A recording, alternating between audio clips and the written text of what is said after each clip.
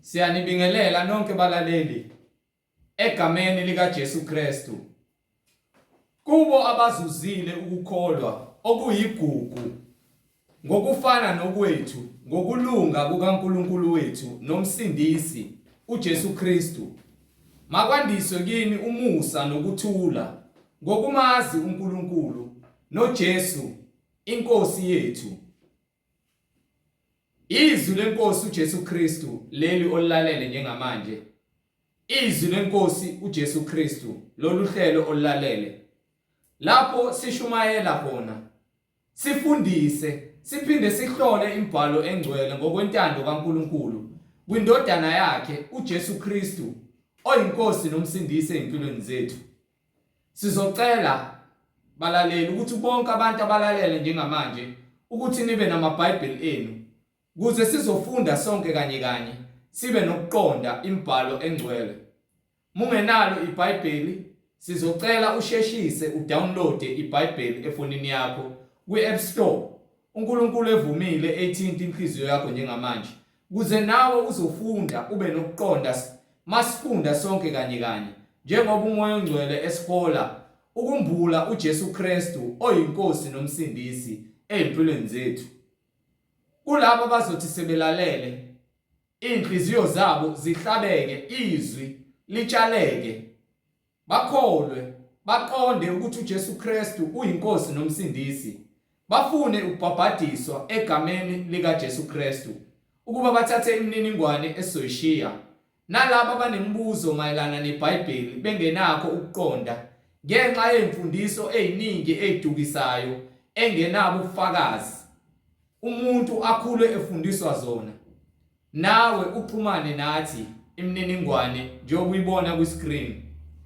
Nalabo abafuna ukushiya ubufakazi ngemisebenzi emihle kaNkulunkulu empilweni zabo, njengoba uNkulunkulu eseyibonakalisile ngezikhathi eziningi ukuthi uthembekile empilweni yakho, uyafisa abanye abantu bazi ukuthi uNkulunkulu uyaphila kusanguye namanje, nawe uthathe imininingwane ushiye ubufakazi bakho ukuze sizokudlulisela phambili, bazi bonke abantu ukuthi uNkulunkulu uyaphila, uthembekile, uzibonakalisile nasempilweni yakho. Ngizoqala ngishiye imininingwane, email address ithi izwilenkosi.ujesukristu@gmail.com, izwilenkosi.ujesukristu@gmail.com. Ngilandelise nge-cellphone number noma i-WhatsApp number la ungasithola khona njengoba ubona ku-screen, 066 566 9245, 066 566 9245. Balaleli, intshumayelo ziyatholakala zonke ku-YouTube. Lapho ungahlala khona phansi uphethe iBhayibheli, ulalele, uhlolisise ukuthi lokho okuzwayo la ngabe ikhona yini lokho okufakazelwa imibhalo engcwele njengoba ufunda eBhayibhelini, nokuthi imfundiso lezi enifundisana zona nalezi oyifundayo manihlangene nimdumise uNkulunkulu eyinkonzweni nasemabandleni, ngabe kuyafakazelwa yini imibhalo le efundwa la ebhalwe phansi, noma lo osuke efundisa uyifundisela kwakhe engafundisi izwi likaNkulunkulu eliqinisekile ngokwemibhalo engcwele. Bazalwane, ku-YouTube uthi izwi lenkosi uJesu Kristu, izwi lenkosi uJesu Kristu. Ungakhohlwa ukusubscribe ukuze uzokwazi ukuthi uhlozi njalo uthola imfundiso ephilileyo uNkulunkulu evumile ethinta inhliziyo yakho. Ungakhohlwa futhi ukuthumelela izihlobo zakho nalaba okhonza nabo ukuze bezohlola ukuthi le mfundiso abayiphethe behamba bephila ngayo ngabe iyafakazelwa yini imibhalo engcwele, izwi likaNkulunkulu, ngoba umuntu ngeke aphile ngesinkwa senyama kuphela kodwa ngamazwi onke aphuma emlonyeni kaNkulunkulu, izwi lakhe iBhayibheli. Bazalwane, sizocela ukuvula ngomkhuleko simbonge uNkulunkulu ngezimpilo zethu ukuba amadlebe sisenawo namehlo ukuthi izwi lakhe silizwe, sibhekele thina, sikhuleke inhliziyo zethu zikwazi ukulalela izwi eliphilileyo. Baba wethu osezulwini, manungcoliswe igama lakho Nkosi uJesu Kristu. Umbuso wakho mawufike, intando yakho mayenziwe empilweni zethu njengasezulwini. Usiphe namhla isinkwa sethu semihla ngemihla izwi lakho. Usithethelela amacala ethu. Usiphe nomoya ongcwele simlalele abuse enhlizweni zethu sikwazi ukunqoba inhliziyo zethu ezisikhohlisayo zidala isitha uSathane asimangalele phambi kobuso bakho Nkosi. Sinqobe wonke imicibilisholo yobumnyama namanga esitha eqinisa inhliziyo zethu kuba zingakholwa izwi lakho, zingathambeli umoya wakho ongcwele. Usiphe Nkosi amandla okunqoba nesitha uSathane omangalela abazalwane, ngokuba umbuso ungowakho namandla nenkazimulo kuze kube phakade. Amen. Bazalwane, igama lami nginguNkanyiswa Bryzulu. Ngihamba nomfowethu umhlengi Zondi ozobe sihola ejula kamanzi embula imfihlakalo ngokwembhalo engcwele, umoya ongcwele embula uKristu Jesu, yena yedwa oyinkosi nomsindisi empilweni zethu. Bazalwane, yamkelani umfowethu umhlengi Zondi. Amen. Amen. Sinibingelela bazalwane egameni likaJesu Kristu, inkosi nomsindisi. Amen. Umnini amandla onke, yena osiphile ukuphila nosiphe umusa ukuthi sithole isiphiwo somoya oyingcwele ngezwi lakhe eliphilileyo eseliphelelisiwe kulabo abanokuqonda nalabo abamfunayo nalabo ade bengamazi wazazisa kubona bamthola umoya oyingcwele. Namhlanje uJesu uyashunyayelwa, kepha abanye bamshumayela ngokungaqondi, abanye bamshumayela ngendlela yenzondo, abanye bamshumayela ngokuqonda, abanye bayamshumayela nje abazi kusho ukuthini. Kepha yena egcineni uyashunyayelwa ukuthi ukhona uJesu. Lokho kusho ukuthi ngempela ukhona uJesu. Ngakho-ke sisukuma nokumbonga, simbonge ngamandla akhe onke ekutheni yena izwi lakhe elithembekile. Asithembele kubantu, sithembele ezwini likaNkulunkulu eliphilileyo okuyilona elisinike ukuqonda nokuphila. Lapho khona besihamba singazi, sihamba singaqondi, kepha ngezwi lakhe wakuletha ukuqonda. Namhlanje sesiyabona. Ithi impumputhe, ubone kanjani? Bembuza ukuthi ubone kanjani. Abafarisi athi ukuthi ngibone kanjani, angazi, kepha ngikwazi ukuthi bengingaboni, manje sengiyabona. Noma sebatshelile kaningi ukuthi ngabe lo muntu omvula amehlo ungubani, nebatshela kepha bona bakholwa. Nathi-ke sivuliwe amehlo abaningi namanje abakholwa. Basacabanga ukuthi umdlalo lesiwenzayo noma sibulawa intshisekelo yesikhashana. Kanti uNkulunkulu uthi laba abanikile izwi lakhe yilabo abathembekileyo kuyena. Nathi-ke kufuneka siqhubeke sihlale ekuthembekeni kwethu kuye, ukuze siqhubeke nokuhlola imbalo, sifundise ngezwi lakhe eliphilileyo, singenzi izinto ngokuqonda kwenyama nangokuthi mhlambe senzele abantu. Ayikho neyodwa into esiyenzayo esithi mhlambe sifuna udumo noma sifuna ukuthi nina nisithande noma nisibone njengabantu engazi ukuthi bayigugu noma ba-special. Akukho nokukodwa okuhlangana nalokho. Into ebalulekile ukuthi sivule amehlo kulabo abayizimpumputhe, sigcwalise ukuqonda kulabo asebekhona endleleni yokukholwa, kepha kungekho ukuqonda okupheleleyo. So uma sinikiwe izwi siphathiselwe kona ukuba sikwazi ukuthi sihole izimpumputhe, sizivule amehlo nalabo abanamadlebe kepha bangezwa, nalabo abagulayo bebanjwe imimoya, sibakhulule ngezwi likaJesu Kristu. Akukho nokukodwa okungamandla ami noma mhlambe okuhlangene nami. Mina ngiyiveseli lapho khona umoya oyingcwele efuna ukuhlala khona asebenze imisebenzi yakhe. Umsebenzi wami ukuthi ngithobele izwi nesandla sikaNkulunkulu esibusayo kimi, njengokuba noJesu wenza ngesikhathi uNkulunkulu esamnyameni. uJesu wenza okufanayo, wazithoba kwaze kwaba sekufeni kwasesiphambanweni. Ngalokho wayesezuza ukuphila okuphakade negama elingaphezu kwamagama onke, okuwukuthi bonke abakholwayo kuNkulunkulu bayothola lokuphila, babe ngababusi, babe ngabapristi noNkulunkulu noJesu okwaphakade emzini omusha iJerusalema, lapho khona kuhlala khona abangcwele, akungeni lutho olungcolile. uShembe ngeke aze angene eJerusalema elisha, ngeke aze angene uShembe, angimzondi, kepha ngenxa yokuthi uthatha iBhayibheli waqamba amanga ngalo, abantu bakholelwa ukuthi uNkulunkulu wabo uShembe, bonke labo bantu bayavaleleka embusweni kaNkulunkulu. Abantu abagqoka amabhlukwe, abesifazane, ngeke baze bangene emzini ongcwele. Abantu abathanda i-makeup, abafebayo, abadaka utshwala, abathi yethi Maria, ngeke baze bangene embusweni kaNkulunkulu emzini omusha eJerusalema. Ngiyantshela lezi zinto ngoba zibhaliwe phansi. Abantu abashadile abalala ngaphandle emshadweni ngeke baze bangene kuleyo ndawo ekuthiwa iJerusalema elisha, ngokuba lakhelwe abangcwele.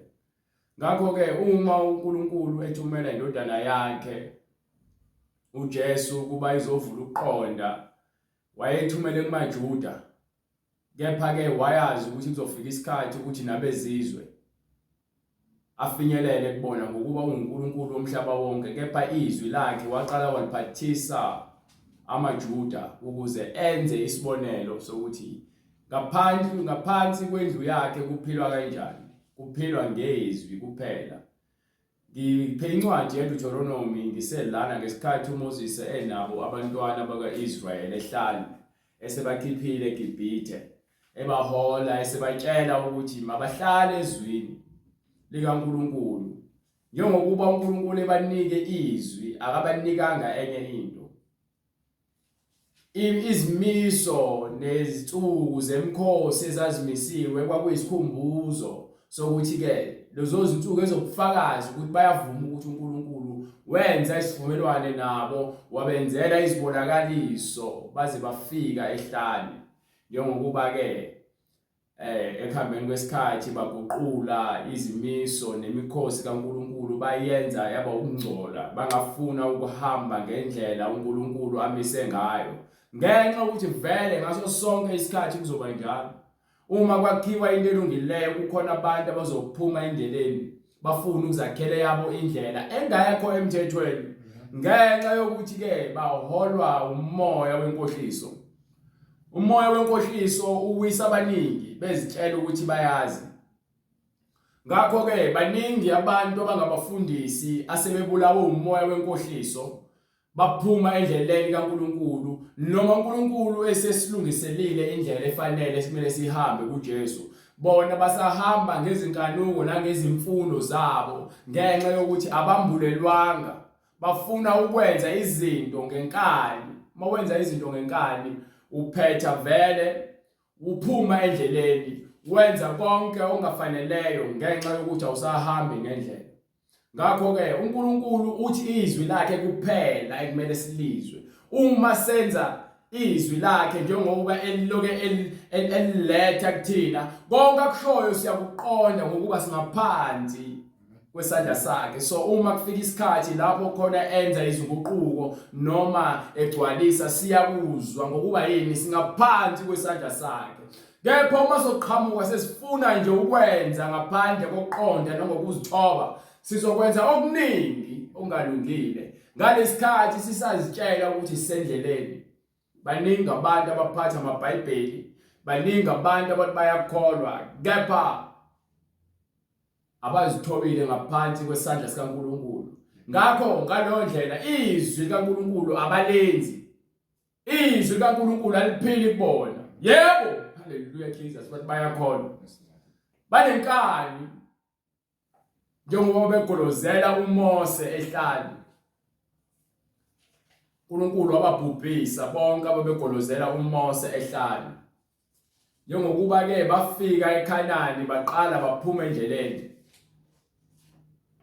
uNkulunkulu uthumela abahluleli, athumele abaprofeti, ebatshele bakhumbuza izindlela zakhe. Kunendlela kaNkulunkulu. Indlela kaNkulunkulu indlela yobungcwele. akusiyona nje indlela yokuthi wena uphathe iBhayibheli kuphela bese uhamba uyongena esontweni uzitshela ukuthi sowungcwele. No,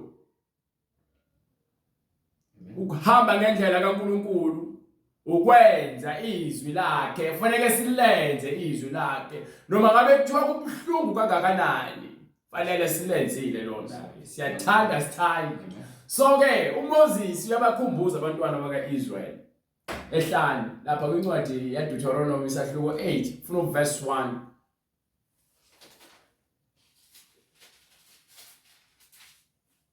Incwadi uDeuteronomy isahluko 8 verse 1. Yonke imiyalo engiyakuyala ngayo, yonke imiyalo athi uMoses ngiyakuniyala ngayo bantwana baJakobe, bantwana baka-Israyeli, yonke imiyalo engikuyala ngayo namuhla niyakuyigcina. Yonke imiyalo othi wena ungcwele, lalela mawuza la kulolu hlelo izwi lenkosi, akulona ibandla amhlengi le, ibandla likaNkulunkulu. Lana siphila ngezwi, silandela lokho okushiwo eBhayibheli, ukuthi kwashiwo ngeTestament endala kufanele siqondanise ukuthi kuyahambisana nalokho uJesu asifundise kona kwiTestament elisha.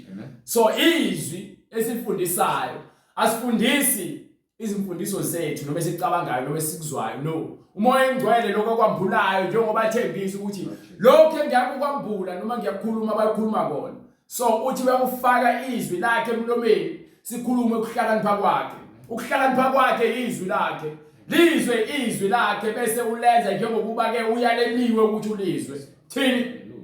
Yonke imiyalo engikuyala ngayo namuhla, yonke imiyalo oyala ngayo namuhla niyakuyigcina niyenze. Kumele sigcine siyenze yonke imiyalo esiyalwe ngayo ngezwi kaNkulunkulu, kumele sigcine, kumele siyenzile imiyalo.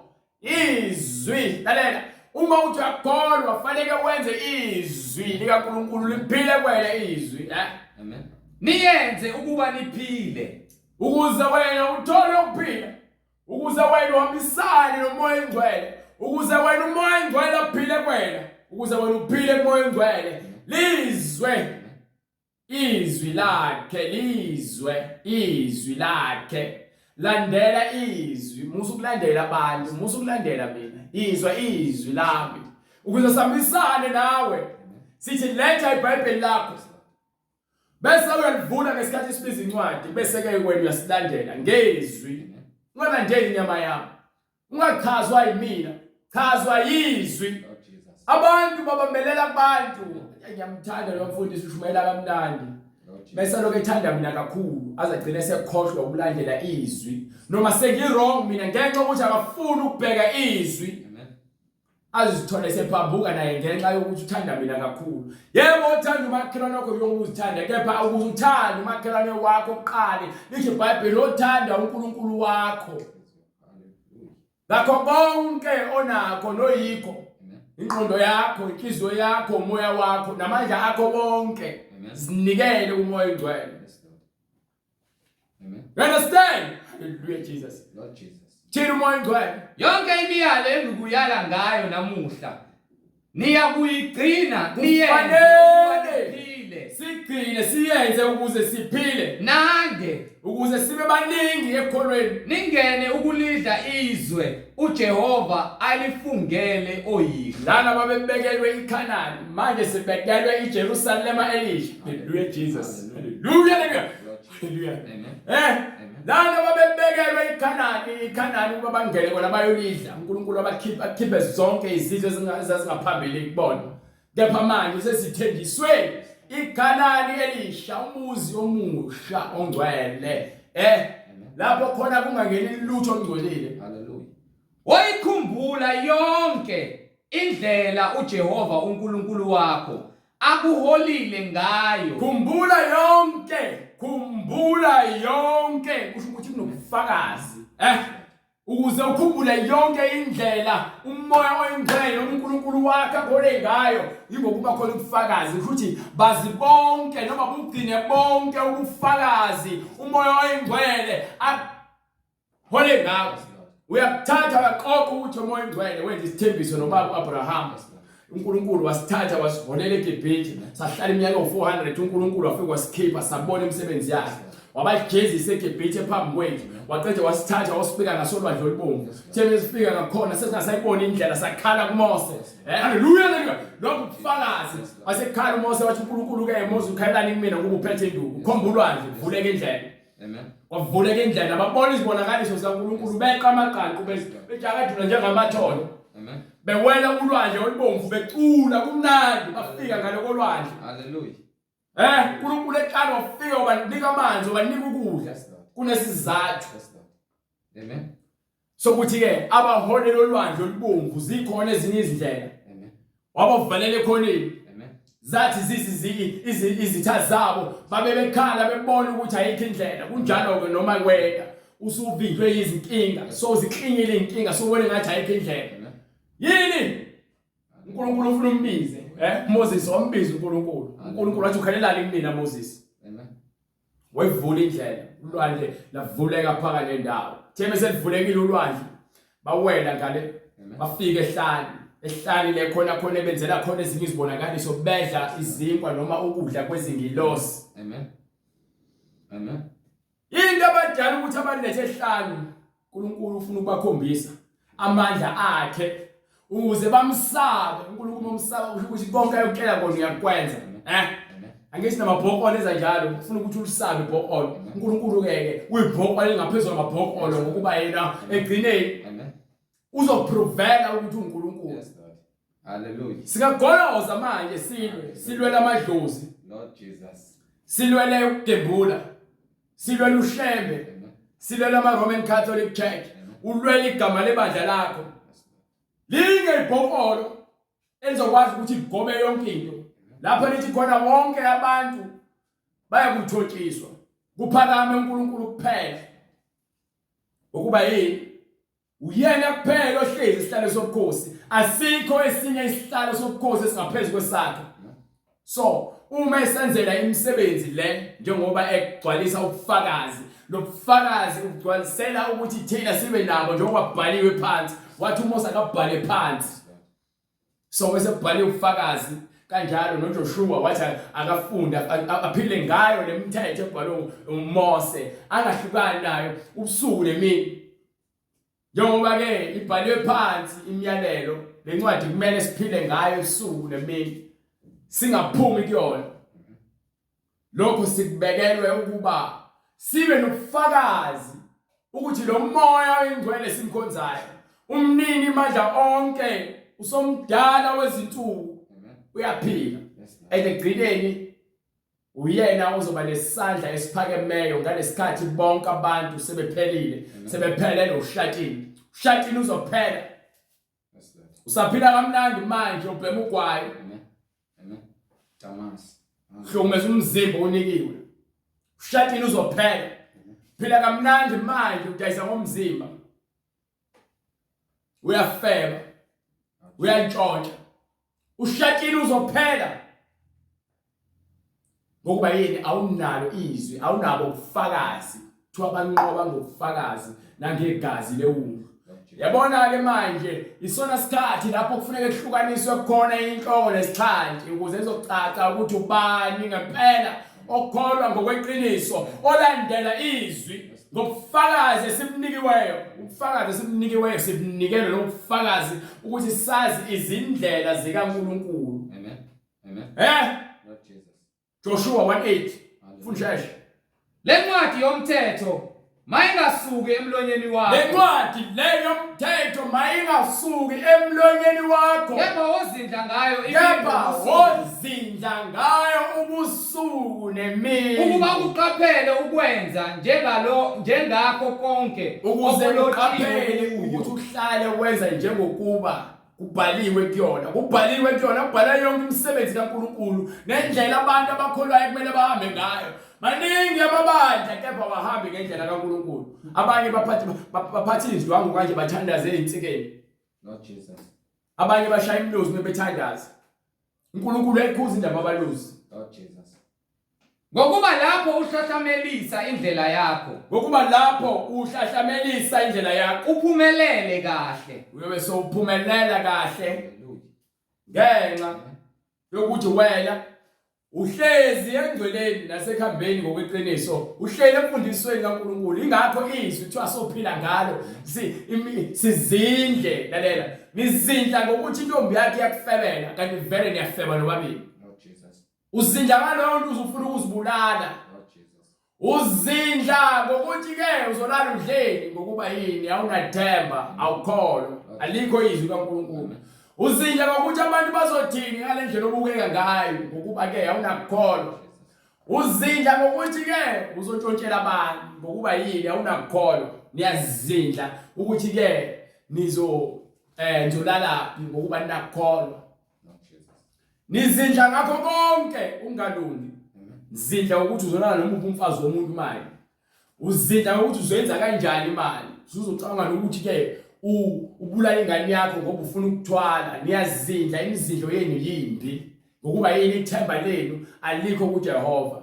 Ithi incwadi babusisiwe abathemba labo lekuJehova ngokuba bafana nesihlahla esiseduze namanzi, izimpande zakhona ziphuze emanzini. Ngakho ke amaqabunga akhona hleze eqhakazile noma kufika izikhathi ezinzima bayohlezi bekhiqiza izithelo ezifaneleyo. Baqalekisiwe bonke ithemba labo wena kubantu abathatha ithemba labo balenze libe ingalo yomuntu ngokuba bafana nesihlahla esikehlala endaweni ogwadule lapho khona kungekho amanzi emaqaqasini. Lapho khona meqhamuka ke ilanga bayosha. Izikhathi ezinzima sidlula nabo. Nibona abantu befa nitshela ukuthi bafe kahle ngoba begqoka uniform esontweni kanti imkhuba yenzayo ekhaya eshisa amakhandlela nezimpepho elande iziwasho. Ethi uyakholwa uJesu kepha ngeke alahla amadlozi. Nawe uNkulunkulu uzokulahla uNkulunkulu. Haleluya. Noma amadlozi akhe amadimoni uhambe wafuka ohlala nawe esihogweni. Zinilindile izinyoka nofezela nezikhova. Nalo lonke uhlobo lwamahasha angaqondakala nezinwele ngathi abantu besifazane namazinyo ngathi amabhubesi nobuso ngathi ababantu. Bulindile. Nezikhonyane zilindile emathuneni. Ekufeni lapho khona nizithumelela khona ngenxa ungafuni ukuba nethemba, anifuni ukuphila ngezwi. Siphethe ubufakazi. Sifuna ubufakazi uthi ke amazulu fanele ahlabela amadlozi kusiko lawo ukuthi akhoze uNkulunkulu aphinde akhoze amadlozi. Sicela ubufakazi. Uthi ke wena kusemthethweni ukuthi udayisa izwasho noma unika abantu ovaselina namafutha ubanika izimpepho namakhandlela. Sifuna lokho ubufakazi, sinike ubufakazi ukuthi wena ngempela lento eshoyo ibhalwe phansi eBhayibhelini. Incwadi kumaHebheru isahluko 12 verse 1. Ngalokho ke nathi lokhu sinefu elingaka lo ufakazi. Lonke lesikhulumayo ngokuba sinikwe yini ifu elingaka lokufakazi. Elisihaqileyo. Lonke lesihaqile. Masilahle konke okusindayo. Konke okusindayo. Konke okusindayo. Nesono. Lahle sonke isono. Esithandela kangaka kithi. Isono siyabambelela sifuna ukuhlala enyameni. Moya ingcwele ufuna ukubusa ngezwi lakhe enyameni yakho nasempilweni yakho. Nesono naso siyagoloza. Ingakho abantu besonta bebedaka utshwala. Ingakho abantu besonta bebelala bengahlajini. Ingakho abantu besonta bebephinga. Ingakho abantu besonta bebekhonza amadlozi. Bebasindisiwe. Basonta ngapha babhema ugwayi. Basonta ngapha baphendla izinwele. Basonta ngapha badweba amathathu umzimba wonke. Amen. Wathi ungumKristu. iBhayibheli liphambi kwakho nobufakazi ukuthi uNkulunkulu wathi singazidwebi singenzi omaka. Jesus, dalesisho. Hallelujah. Emzimbeni yethu ngabantu abangasekho. Noma ngabe kuthiwa yakholwa kho siphambane kumele usidwebe emzimbeni wakho. Amen. Ukukholwa kwakho kusenhliziyweni ukwenza izwi kaNkulunkulu ongiphele incwadi yaDeuteronomy. Sifuna ukubakhombisa. iBhayibheli lithi ke asigcine yonke imiyalelo esinikiwe. Sinikwe imiyalelo. Abantu bangena emasontweni befaka amarosari bathandaza kubona yebo babiza amaKristu. Amen. Incwadi uDeuteronomy isahluko 8 verse 2. Yes. Wayikhumbula yonke indlela uJehova uNkulunkulu wakho akuholile ngayo leminyaka engamashumi-40 yini ehlane. Abantu abaningi abayazi indlela uNkulunkulu abahole ngayo. Abanabo ubufakazi. Bajabelile esontweni ngoba nako bakhulele ngaphansi kwesonto. kepha indlela zikaNkulunkulu abazazi noma sebelingwa bakwazi ukuhlukanisa Amen. noma sebona bakwazi ukubona ukuba yini babangani nezwe soma umngane nezwe uyisitha noNkulunkulu Yes, Lord. ngokuba uzokwenza izinto ezenziwa yizwe uma ubuzwa uthi hayi nobani wayenza nje ngitshelile ngathi ngibukela kubantu Amen. lithini izwi Wayikhumbula yonke indlela uJehova uNkulunkulu wakho akuholile ngayo. okhumbula ini Indlela yonke indlela uJehova uNkulunkulu wakho akuholile ngayo. lalela noma babemsaba uMose kepha ke babazi ukuthi khona uNkulunkulu uMose amsebenzelayo Amen. uMose wayeyinceku kaNkulunkulu uMose wayenza izwi kaNkulunkulu Yes, Lord. uMose wayebanika imfundiso kaNkulunkulu uMose wayebanika umthetho kaNkulunkulu haleluya leyo uMose wayebanika izimiso nemiyalelo kaNkulunkulu babengalandeli uMose babelandela uNkulunkulu uNkulunkulu wayesebenzisa uMose Yes, Lord. Amen. so nina nilandela abantu ngaphezulu kaNkulunkulu niyakholwa kephizwi dolo lo alikho izwi Hallelujah. ngiphi Hallelujah.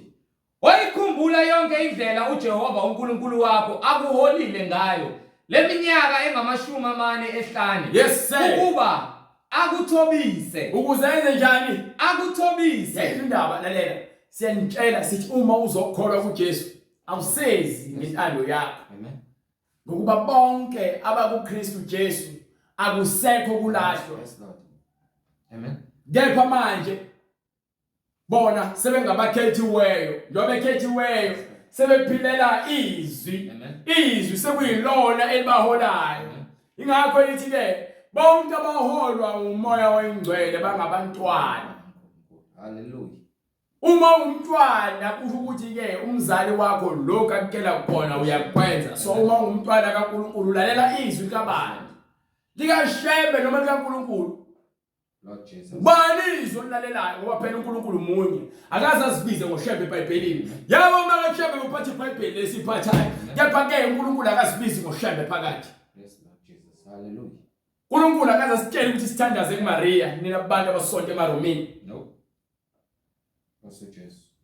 uNkulunkulu akaze athi asithandaze kuMaria sithi Maria oxolileyo asiyenzi lonto le No. Jesu kasifundisa yonke into Amen.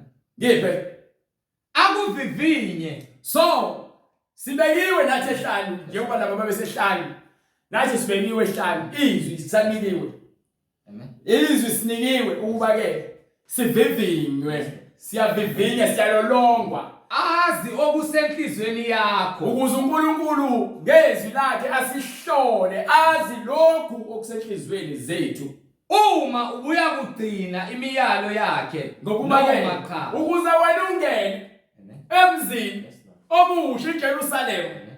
njengoba nabo babezongena eKhanani nawe fanele uhlolwe uvivinywe Hallelujah. ngezwi Amen. sibheka ukuthi ngabe ukulungele ungene ezulwini ngoba phela ngeke uzungene ezulwini ungazange uzulandele izwi hey uyakholwa iminyaka 50 100 years kepha izwi uma lingekho kuwena ungazange uzugcine izwi niyathanda no-advertiser nikhangise manje emasontweni thatha ama-selfie Lord Jesus. niveza amavesi Amen. nibhala amavesi bekade khulumela ngawo Amen. kepha Hallelujah. izithelo dolo lo Amen. Amen. ngoba yini anifundiswanga iqiniso Amen. levesi elilodwa noma lamavesi awu2 akhishiwe sobambelele kubone yazi ukuthi wena usungena ezulwini Amen. izwi kuthiwa mihla yonke yokuphila kwethu fanele siphile ngazo uNkulunkulu umebeka abantwana bakaIsrael ehlale for 40 years uyabaqeqesha ufuna nokubahlola ukuba ngempela bazoyenza intando yakhe Ukuba akuthobise. ukuze enze njani Akuthobise. lalela ake Akuvivinye. ayikho into ebuhlungu njengokuthotshiswa uNkulunkulu uzitshele ukuthi uyazi utshele ukuthi unqese Amen. ayikho into ebuhlungu njengokwehliswa esihlaleni ohlezi kusona Yes, Lord. ngesikhathi uhlele esihlale esiphakeme uNkulunkulu athi ehlika hamba uhlala phansi Akuvivinye. hamba uhlala phansi wenze lokho okushiwo yimina so uzitshelile ukuthi uyazi sekumele uguqule ingqondo yakho ibe yintsha uyifake kulomkhuba wokuthi manje ngeke usazenzela umathanda lalela mase usindisiwe awusazenzeli umathanda Ngokuba yini? Solandela izwi likaNkulunkulu. Izwi likaNkulunkulu lelibusa empilweni yakho. So uma wena usaphila ngokumathanda, usenza umathanda kodwa uthi esontweni, awukakongeni emzimbeni wena. Izwi akakophili kuwena. Izwi uma seliphila kuwena, ilona ezobe selikutshela indlela ekumele uyihambe. Uzokwenza exactly njengoba izwi lisho. Ngeke uzuzenzela umathanda. Ukuba yini? So ulandela abantu manje ulizwi. Hallelujah, hallelujah. Hallelujah. Hallelujah Jesus. Yeah, bese ulandela ulizwi. Akuphela konke ukusa lokuzithethu lakho, ukuzitshela lokuthi mina ngeke ngijwayele kabi kuyaphela. Lord Jesus. Azi okusenhlizweni yakho, Ukuzitshela lokuthi uyazi wena kuyaphela. uma ubuya Ungajani, kuqina, right? Hallelujah. Ungajani. Kuphela konke ukwazi. Kubona bonke abantu abafundile uNkulunkulu uyababeka phansi benze izwi lakhe, izwi Amen. lelo kumele silazi uma silandela imfundiso epheleleyo. Baningi vele abantu bayakholwa kanjalo nomhlaba wakhe abaningi. Ingakho uIsaya athi labantu bangikhonza ngezindebe kepha ngezinhliziyo bayangiphika. So uma manje wena ukholwa ngezindebe uyamdumisa uNkulunkulu ngomlomo wakho. uNkulunkulu akanandaba nomlomo wakho.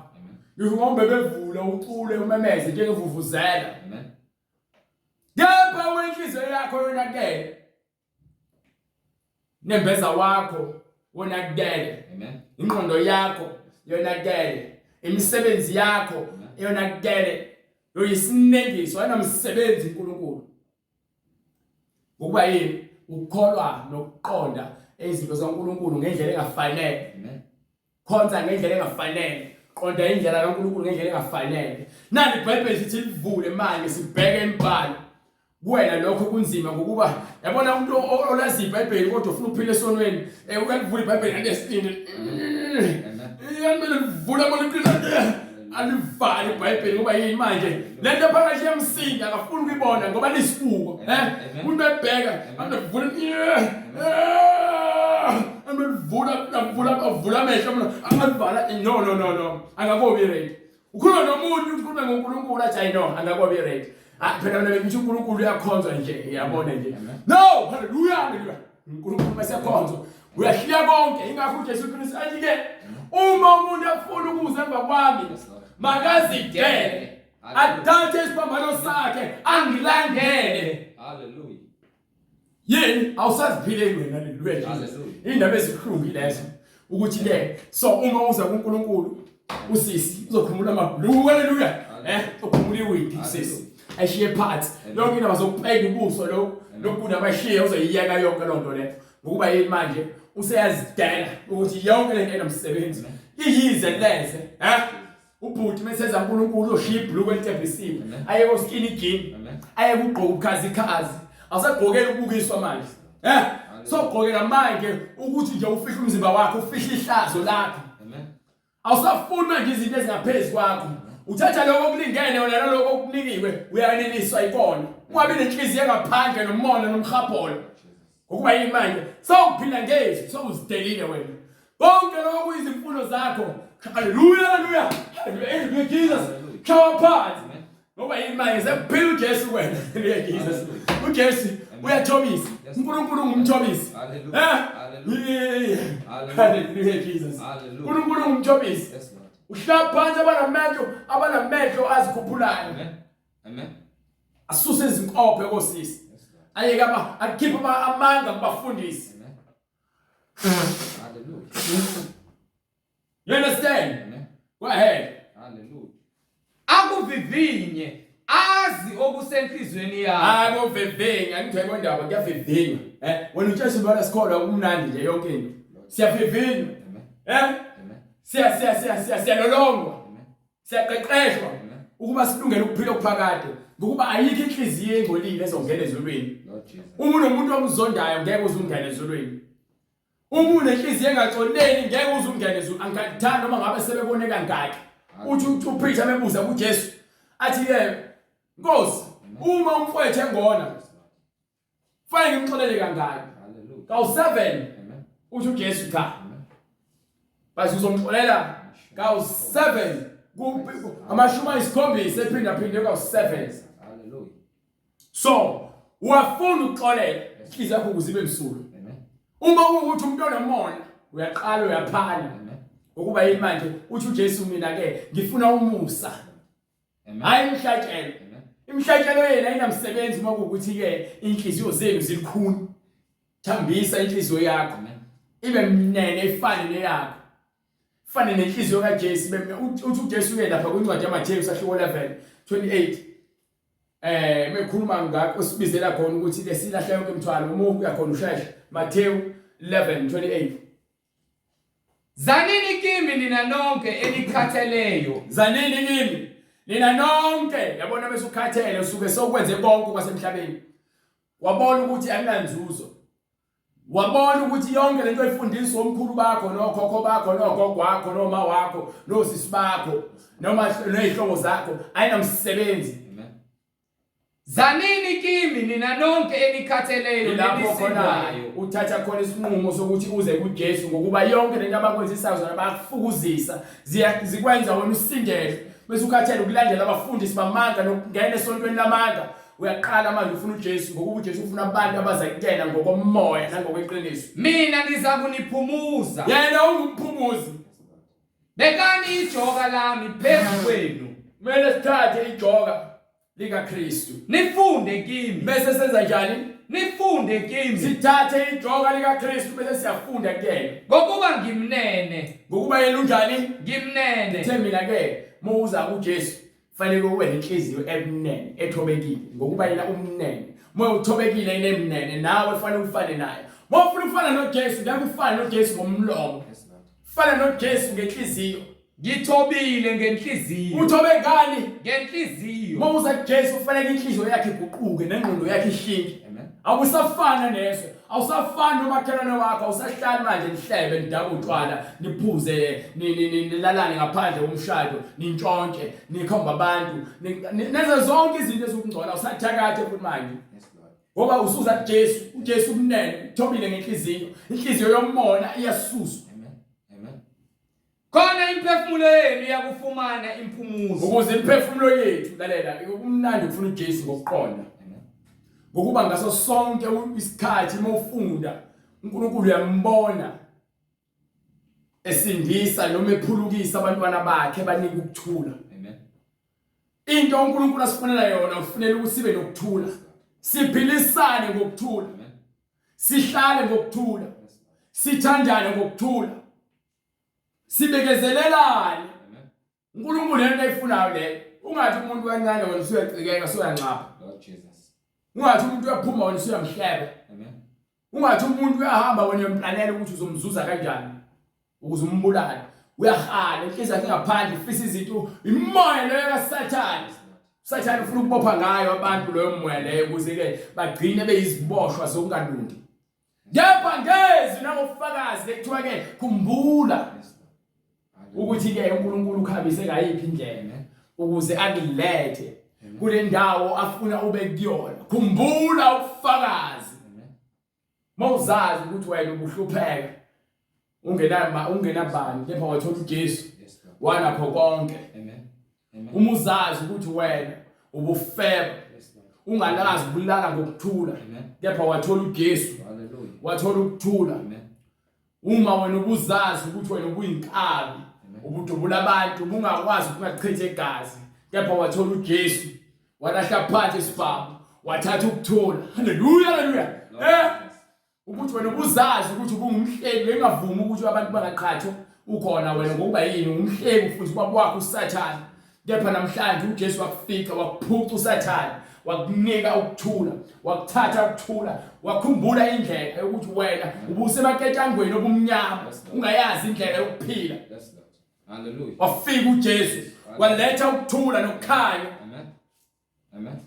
Do you understand? So khona ngokuqonda so wabheka ukuthi uNkulunkulu ungumsindisi. Ngokuba ijoka lami lihle. Ngokuba le joka likaJesu lihle. Nomthwalo wami ulula. Nomthwalo ukuthula lokho esikhuluma ngakho. Umthwalo wakhe ukuthula, kuphila impilo ngokuqonda, impilo yokuthula.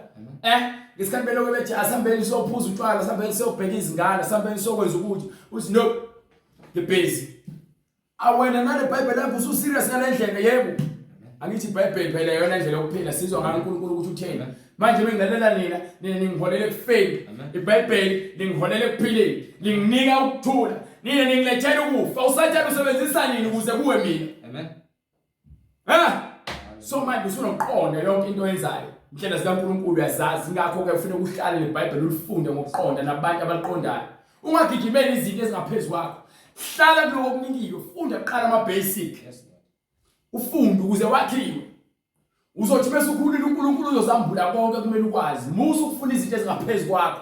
Ukuba lezi zinto ezingaphezulu kwakho zikwenza futhi uqineke. Ugcine umqondo wakho soxuzekile manje ungasakwazi ukubambelela entweni efanele. Funa lokho kulingene wona abantu abaningi beza la kuthina. Bezofuna izinto ezingaphezulu kwabo. Behlula izinto ezisimple. Amen. Behlula ama-basic. Amen. Isiqalo ukumesaba uNkulunkulu uzwe izwi lakhe lithini. Ngiphe. Hallelujah. Wayikhumbula yonke indlela uJehova uNkulunkulu wakho Khumbula indlela uJehova uNkulunkulu akuholile ngayo. Leminyaka engamashumi amane Leminyaka engamashumi amane ukuba akuthobise ukuze akwehlise ukwenze ufune ufunde ukulalela. Akuvivinye Bese uyahlola uvivinywe. azi okusenhlizweni Ukholo yakho. lwakho kufanele livivinywe. Lalela uzobekwa esikhathini ngaphansi kwesimo senhlupheko.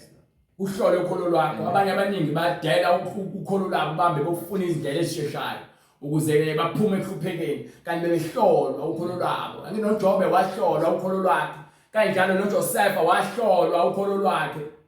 Wena ke yini ekwenza uhlule ukubekezela? Abapostoli bahlolwa ukholo lwabo. Into eshabantu abaningi emgcweleni ukubekezela.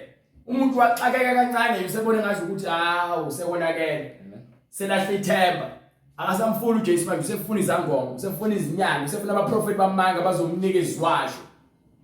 Yini? Ukukholwa kwabo kuncane. Sebeyakhohlwa ukuthi uNkulunkulu uyavivinya. Azi okusenhlizweni yakho. uNkulunkulu kuzazi ngempela ukuthi lokho okusenhlizweni yakho ikona lokusho ngomlomo noma uyazisholo ngomlomo kwesikhashana. Uma ubuya kugcina imiyalo yakhe noma cha. Yeah. Hallelujah Jesus. Hallelujah. Lemiyalo le esinikiwe isimple. Qondile njengothi lomkhondo. Ifuna kuphela abantu abathembakele. Umuntu ozithembayo ukuthi yena ngathembakala uNkulunkulu. Umuntu ozithembayo ukuthi yena ngazinikela uNkulunkulu. Umuntu osabonile ukuthi uSathane udlala ngaye eze kuJesu azothatha ukuthula. Thatha ukuthula ukuphathe, ukuthwale. Mompe uthola ukuthula, uhamba ukhululeke engathi akonkinga. Hallelujah. Hallelujah. Ushayikhwela. Hallelujah. Uyacula. Lord Jesus. Kubi kuhle wena nje kumnandi wena. Ngoba yini uphethe ukuthula. Amen. Yebo uphethe izinkinga zomhlaba. Ozithwalela yena yonke izinto. Ubhizi uyahamba. Uboneka ufuna ukuthi bonke abantu babona ngathi ujabulile hamba ehlenge. Hello, sawubona. Kepha mase bhekele uyakhala.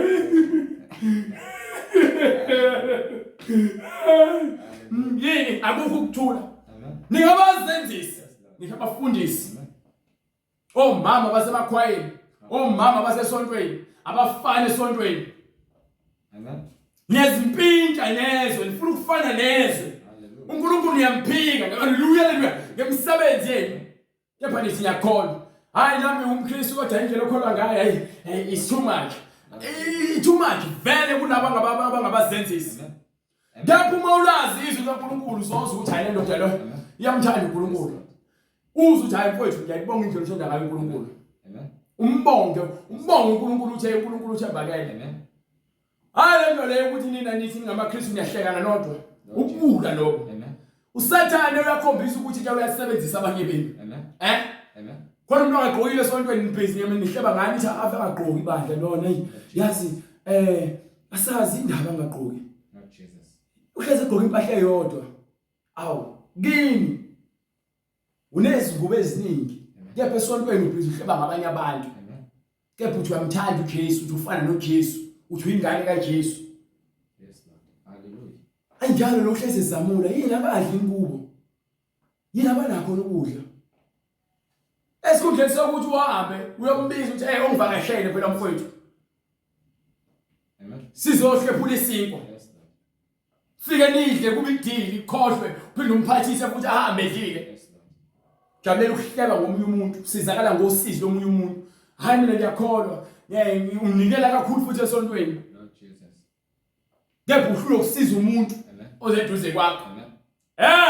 mina abantu niyakholwa nithanda ukubukwa meninikela ukuthi ninikela kangakanani khona abantu bezonithanda nifuna udumo usho uJesu bonke abenza njalo laba abantu bekhuleka bamemeze emgaqweni sebekutholile umvuzo wabo Yes, Lord. ukuba bafuna udumo kubantu haleluya haleluya Jesus haleluya bonke bafuna udumo kumoya engcwele benza izinto efihlakalweni Yes, Lord. Hallelujah. uyakhuleka Amen. uyovala iminyango yonke sokhuluma noJesu phela manje inkosi yamakhosi uKristu Amen. uyaphisana mofuna ukupha uphisana ngale fihleni Yes, Lord. ukuze uNkulunkulu abone uyafasta awufuni ubone umuntu Amen. jabulela wonke umuntu uyacula kumnandi khulekile akho inhliziyo ebophekile ngokuba konke okwenzayo ukwenza ngokuqonda Amen. ukuba inhliziyo yakhe ikhululekile Amen. uyazokhuleka uyaqala uyabheka ukuthi akekho wena umuntu ongabe uxabane naye noma waphambana naye mekhona uyamfonela noma uyakena uyoxolisa before ukhululeke ngokomoya nakweqiniso ukuze iziphambeko zakho zonke zithethelelwe nawe kufanele ubathethelele bonke abakonayo ubaxolela kangaki na Hallelujah. kawu 70 times 7 Aphinduka isikhombisa. amashumi ayisikhombisa aphinda kwasikhombisa into kangaki leyo angiyazi angifuna ukuleka ibala ngoba ukuthi kufanele ngiyenze njalo kufanele ngiphile ngokuxolela hayi washo ngulingani yami uthi uNkulunkulu impindiselo ngeyakhe Hallelujah. Lord Jesus. impindiselo yebani kaNkulunkulu hayi wakwazi indoda yami noma washasha indoda yami impindiselo kaNkulunkulu kanti umthemba nini uNkulunkulu wena Incwadi ngokuka Mateyu isahluko 6 verse 1. Kepha qaphelani ningenzi ukulunga kwenu phambi kwabantu. ningenzi ukwenza kwenu kokulunga bese nikwenzela ukubukwa Ukuba nibonwe yibo. ukuze nibukwa ngabantu Funa ningabi nawo umvuzo kuyihlo ezulwini. ukuba yeni umvuzo wenu uyakuphucwa phucela ukuthi wena ufuna ukubukwa bonke abantu abawusaziwayo benza izinto for ukubukwa Lord Jesus. abaculi behip hop abaculi bekwaito bafuna ukubukwa uma engayenzi le kwaito yena usephuke lenhliziyo uma engavela iTV uphuke lenhliziyo uzibone ngenamsebenzi yini usebenzela ukubukwa haleluya haleluya haleluya haleluya bonke abathanda ukubukwa basebenzela ukubukwa Yes, Lord. bathanda ngenza noma ngabe yini angahamba ngezinga TV ngoba nakufuna ukubukwa Umvuzo. angabhena insangu nezidakamizwa adukisa abantwana babantu ngendlela ukuthi nje ufuna ukubukwa umvuzo wakhe uyazitholela lemhlabeni athola udumo lokuthi bangenza noma ngabe yini ukuze babukwe bathola udumo ubona begcwele TikTok Yes, Lord. benza zonke lezi zinto abazenzayo no YouTube Umvuzo. bazikomelisa umvuzo wabo ubona bafanelwe uphila kanje bright kwela ngale kule ncwadi le yasesivala manje phila izwi likaNkulunkulu lazi izwi likaNkulunkulu lizwa lazi Amen. khumbule Yes, Lord. bonke uNkulunkulu ekwenzele kona Amen. ukuthi ke endleleni yakho uzakuvivinywa Yes, Lord. Walikhumbula yonke indlela uJehova uNkulunkulu wakho akuholile ngayo leminyaka. okhumbula yonke Wakhumbula yonke indlela yonke indlela uJehova uNkulunkulu wakho akuholile ngayo leminyaka engamashumi 45 ukuba akuthobise ukuze akuthobise akuvivinye. ngisho kuthiwa unophuthu lodwa uzophuthu lodwa nalela hayibo bekuphela izinyanga ngingadli labafowethu uma ekhona engenawo umsebenzi na ehluphekela siyesikoleni sazi ukuthi akukho ukudla sibuye esikoleni kungekho ukudla uyabuya uvakashela ingane ngoba na ugathi ukuthi ugebhela ukuthi izodliwa emakubo uhlala uncike noma ungasala kumele ugoduke kusekuyadliwa phela noma ubheka ukuthi kuzofakwa nepletini lakho uthoshi ngelifakwe uzothi bese kudliwa wena kuthiwe ngesipuni ukhangeze lokudla lo okukhangezwayo lo mpilo leyo siyiphilile singamazi uNkulunkulu namhlanje sengimazi uNkulunkulu akubonke akukhambi ngendlela yami kepha leso sikhathi engithi mengisibuka ngibuke manje ngiyabona uNkulunkulu nakhona ube ngivivinye ngivinyela lezi khathi engikuzona Amen. Angeke ngize nginyaze ngithi mina khona ngikufunayo uma ngaze ngifuna indaba zo Lacoste no All Star noma Nike nayo yonke lezi impahla ezigqokayo ezinamagama angaze ngizifune ngimalo zozinto. Thina besigqoka amasekeni eshumi izikhindi zeshumi. Amen. No nempahla ezidayiswa amasekeni sithathe lezo mpahla sigqoke zona siswenke ngazo. Yonke namanje ngisagqoka amasekeni. Yes, Lord. Hallelujah. Angaze ngize ngithi ke ngifuna ungaphezulu kwalokho. Enginakho lokho enginakho kuyanganelisa ngokuba ngaphezulu kwalokho kwafika izimo phambili before ngithola uNkulunkulu wenza amacebo ukuthi uthole izinto kubantu uthola usizo kubantu uyahlala ucabanga ukuthi uzokhuluma nobani uzothini. Amen. Cabanga amacebo ukuze wena uzuze. Amen. uNkulunkulu wangikhipha wonke lo moya uthi ungenakho awunakho mangekho uzokisiza ungakhathazeki. Amen. Musu ufuna ukuzishaya kabuhlungu lokuthi amacala ukuthi angikho nawe nginawe ngizokuvivinya. Hallelujah Jesus. Hallelujah moya ngcwele.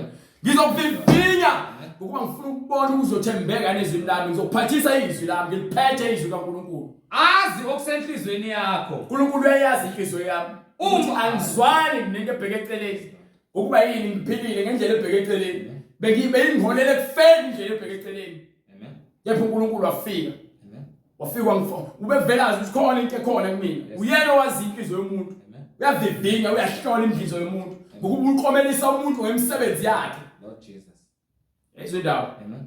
Ngephi? Uma ubuya kugcina imiyalo yakhe noma cha. Yezwe ndawo. Ngokuba bezokusebenzisa uyakubeka endaweni phansi. Yini ufundisani ukuthi uzokwazi ukugcina imiyalelo yakhe noma cha. Amen. Abanye abaningi uNkulunkulu azange zabakhethe bazikhetha bona ukuthi bazenzele umathanda esontweni kaNkulunkulu. Amen. Ingakho amasonto abo egcwele ukukhohlakala emasontweni abo koqiniso. Iqiniso uNkulunkulu uthi ke ufuna abantu abazokwahlulela ngeqiniso. Angikwazi ukwahlulela ngeqiniso mina ngibe ngiphile emangeni. Kufuneka ngiphile iqiniso ukuze nami ngikwazi ukuthi ngikhulume iqiniso. Amen. Khona ngizokwahlulela ngendlela ephilileyo lo uNkulunkulu ayiyona. uNkulunkulu umoya engcwele olungileyo. Amen. uNkulunkulu oqotho. Nathi kufuneka sibe qotho. Yes, Lord. Ezindaba hallelujah Jesus abantu abayiqonde indaba. Hallelujah. Ngiphe? Wakuthobisa ke. Wakulambisa. Wakuthobisa. Wakwenzani? Wakulambisa. Ngiyakutshela nje ukuthi uyalambiswa. Uyalambisa ulambisela kona ukuthi ufundiswe uthini. Wakupha ukuba udle imana. Ukunika ukuthi udle imana. Lalela mawudla imana udle ongakwazi utholakala kanjani. Obungalazi. Udle ukudla ongakwazi utholakala kanjani. Abantwana baka Israel bane kwimana. Mina ke bengidla nama ngazi ukuthi kuthole kanjani ukudla. Qhamuka umuntu athi emhleni naligwinya bamba la. Amen. Imana leyo because awuzange uzithenga unayo imana kithi. Lord Jesus. Hallelujah. Kepha uNkulunkulu uthi inhliziyo yomuntu athi umhlenga kanakudla. Yes, Lord. Ahamba umuntu athi kusengiphathele into ukuthi ngiphathele isikafutini. Awu mina ngenzeni? Ubazi kanjani ngilambeni? Thatha ubonge. Yes, Lord. Ungazi ukuthi ufuna ubonga uNkulunkulu uzobonga leyo muntu lo ngoba yini uNkulunkulu akakomazi. Kepha uNkulunkulu uyenza iprovision. Wenza isibonelelo. Wena ungaboni utshela ukuthi wasihambela ukuthi konke kwenziwa abantu bakini abangasekho. Bonke base Hades. Amen. Amen. Abangamazi uJesu bonke base Hades. Basabhizi, basashela ububi ababenzile emhlabeni. Bayasha ngitshela mina kumanje, bayahlushwa. Amen. Izilwane ongazazi, amadimoni. Amen. Nokusathana kugcwele esihogweni. Lord Jesus. Khetha uma. Manje uNkulunkulu uyakubonelela nje emhlabeni. Uzithatha uyaziphilela noma uyazenzela. Kanti uNkulunkulu uyamlungiselela yonke into. Lungiselela isikhathi esifaneleyo. Ukuthi wena uyahlola ukuthi izwi lakhe. Ingakho udla ukudla ongaziqhamuke kanjani kepha ke ngoba buka ngisho izinhlanya zivula emgqomeni zifike zidle. Zisuke zazi kukhona umuntu ozozinika ukudla emgqomeni cha. Kepha umuntu umedla uyashiya ukudla kufaka emgqomeni. Amen. Fike zidle ngisho izinyoni uyathatha imodlu ulahle lapha fike inyoni zidle. Amen. uNkulunkulu uyabonelela. Yes, Lord. Awukho owenza ngokuhlakanipha kwakho wena. Wena wazi lutho wena. Yes, Lord. Hallelujah. Awazi lutho wena. Nalabo abatshengisa abantwana bakaIsrael ukuthi abazi lutho. Kufanele bafunde ukulalela yena. Ukufunda ukulalela izwi kaNkulunkulu ikona uzokulethela ukuphila. Ngiphe? Wakuthobisa ke. Wayesekuthobisa. Wakulambisa. Wasekulambisa. Wakupha ukuba udle Wayesekupa imana. ukuba udle imana Obungalazi. obungayazi. Bebengalazi futhi oyihlo. Noma ababeni babengayazi imana. Ukuba akwazise ukuthi umuntu akaphili ukuze ngesinkwa sodwa. umuntu abazise ukuthi kunjani Akaphili ngesinkwa sodwa. ubanika ngendlela abafuna ukubanika ngayo ukudla ukuze abakhombise ukuthi umuntu ngeke aphile ngendlela efuna uyena kepha afuneka enze njani umuntu Kepha ngakho konke okuphuma emlonyeni kaJehova, lalela ngakho konke okuphuma kuphi emlonyeni kaJehova, so ngeke Yikho. sithathe ivangeli kaNkulunkulu sifuna ukusihlukanisa phandle indawo thiwa konke Yes, Lord. yikho umuntu aphila ngakho. konke okuphuma emlomeni kaNkulunkulu ikona kumele siphile ngakho Amen. lonke izwi lakhe kufanele silazi Amen. bese silazi sibe sesazi ukuthi uNkulunkulu unjani uNkulunkulu nomuso nothando obekezelayo uNkulunkulu ophuzayo ukuthukuthela yabona njengoba ke intukuthelo yakhe iphenjiwe phansi obafileyo isaqongelelwa intukuthelo yakhe bese igcwele intukuthelo yakhe umhlaba uzovalwa shaqa Amen. uzobhubha umhlaba ilanga nenyanga nezinkanyezi nemanzi konke kuzokuphela uzosha umhlaba nakho konke okuphakathi bese igcwele intukuthelo kaNkulunkulu so njengamanje uNkulunkulu usanibekezelele Lord Jesus. so bonke abantu abakholwa kaShembe mabaphume kaShembe sanika isikhathi bonke abantu abasonto ebaRomini mabaphume eMaromini bonke abantu abayemabandleni amanga lapho kukhona ukukhulunywa ivangeli mabaphume khona ngoba yini nizoshela esihogweni kanye naloma bandla nabaholi benu abantu abanholele kufeni nabo bonke abantu abayezayoni benikwa izwasho bejikela ezinsika bephathisa izinduku bethelana ngezitelezi mabaphume lapho mawufuna uNkulunkulu mfune ngezwi lakhe musufuna uNkulunkulu ngezinto eziphathekayo umuntu ngeke aphile ngesinkwa kuphela kepha ngawo wonke amazwi aphuma emlonyeni kaNkulunkulu Hallelujah. wena ishumayela lezi zibonakaliso ezingaphuma emlonyeni kaNkulunkulu wena mfundisa izinto ezingaphuma emlomeni kaNkulunkulu Izingubo zakho azikugugelanga, nonyawo lwakho aluvuvukanga leminyaka engamashumi amane. lalela mohamba noJesu impahla zakhe azigugu Amen. Amen. Ngineshow nempahla ngo2010 2023 manje. Hallelujah. Yes, Lord. Ngilezi impahla ezindala 20 years. Hallelujah. ngoba uhamba noJesu. Amen. But uhamba noSathane. Sathane ukutshela ukuthi izinto ezikugile ufuna ukuthi ngezinto njalo uhlezi usebenzela ukuthenga izinto. Ntshelwe. Uyantshontshelwa futhi unabangani abaronke. Amen. Unabangani abangalungile. Uba kwindawo vele uSathane la ufuna khona udinga yonke into. Yes, Lord. Uhlezi uhluphekile, uhlukumezekile. Amen. Ukuba yini ukusebenzela uSathane uSathane uyakusebenzisa. You understand? Amen. Ngakho ke wathi uPetro bright sesibatsheleke ukuthi manje abaphume kulamabandla amanga uma uphila ngezwi loNkulunkulu uphila ngalo kuphela asifune ezwasho asifune impepho Amen. asifune lutho oluphathekayo okuzothiwa ke uletha izinhlanhla inhlanhla umoya ingcwele Yes, Lord. izibusiso zikumoya ingcwele Hallelujah. ukuphila kusezwini kamoya ingcwele Amen. uqonda ukuhlakanipha uthando ukubekezela kuNkulunkulu konke kuJesu Ithemba. Hallelujah. ithemba likuJesu awunakho ithemba libeka kumuntu Yes, Lord. Hallelujah. wathi uPetro Sebekuzwa bahlabeka enhlizweni. Bathi kuPetru nakwabanye base abapostoli, bethu kuPetro nabanye abapostoli madoda bazalwane, madoda bazalwane siyakwenze njani na? wayesethini uPetro uPetru wayesethi, phendukani, wayesethini uPetro phendukani. manje kumele siyenze uma sifuna ukuhamba noNkulunkulu kufanele siphenduke kusho njengoba uJesu ethi umuntu ofuna ukuza kumina makazidele ashiye konke ongasile nawe kumele uphenduke kuyona yonke into ongasile uphenduke uze kuJesu uzophila ngezwi kuphela Amen. Phendukani, yilowo iloyo naloyo abhaphathizwe egameni likaJesu Kristu.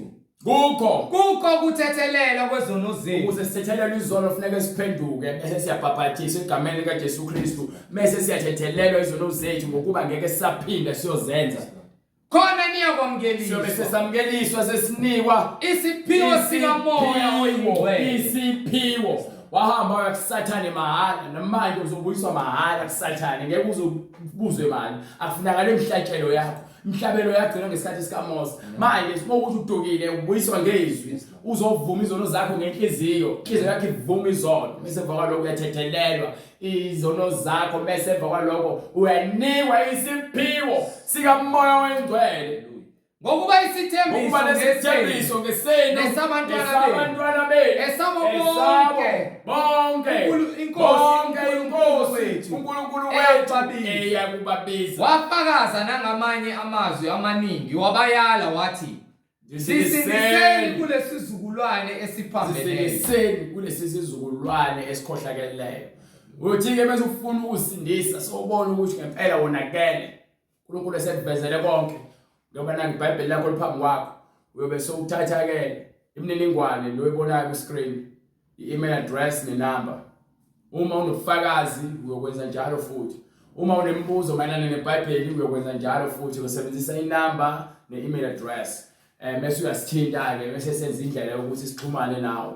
Uma kuwukuthi mhlambe ufuna ukunikela emsebenzini kaNkulunkulu noma ufuna ukukhokha kweshumi, nakhona futhi usebenzisa inamba noma i-email address ukuthi sixhumane, khona sothatha kusukela lapho kuya phambili. Sibonge uNkulunkulu ngamandla akhe ukuba sinike lesikhathi ukuthi sikwazi ukuthi size ezwini lakhe inyama sahlangana nomphefumulo ngokuzithoba. Sisho uNkulunkulu maqhubeke azandise kubantu abangaboni, avula amehlo kulabo abangezwa, avula amadlebe, nenhliziyo ezikhulu engazithobise. Izwi lakhe lifezeke ukho konke akufunayo njengoba ithi izwi lakhe alibuyele emuva lambatha. Sithi uNkulunkulu aqhubeke kanigcine kuze kube phakade. Sicela sifale umkhuleko. Baba egameni lenkosi yethu Jesu Kristu, uNkulunkulu onamandla, siyabonga Nkosi uJesu Kristu. Izwi lakhe linamandla eliyisibani likhanyisa enhlizweni zethu. Siyabonga Nkosi ngomoya wakho weqiniso ombula wena Nkosi uJesu Kristu nemiyalelo yakho. Sigcine Nkosi, silondoloze, siphile sibe nokuphila kuyo. Ngokuba Nkosi kona lokhu okusihlola ngakho usivivinye ukuba wazi okusenhliziyweni zethu nokuthi inhliziyo zethu zilungele yini ukugcina imiyalelo yakho nezimiso zakho. Siyacela Nkosi ukunqoba ukho konke ubumnyama nenkohliso yesitha uSathane, sihlezi sigxilile siphila ngemiyalelo yakho ewukuphila. Egameni lenkosi yethu Jesu Kristu, yena oyinkosi nomsindisi empilweni zethu. Amen. Amen. Umusa wenkosi yethu Jesu Kristu nobunye bukaMoya oNgcwele makube nani nonke bazalwane. Amen.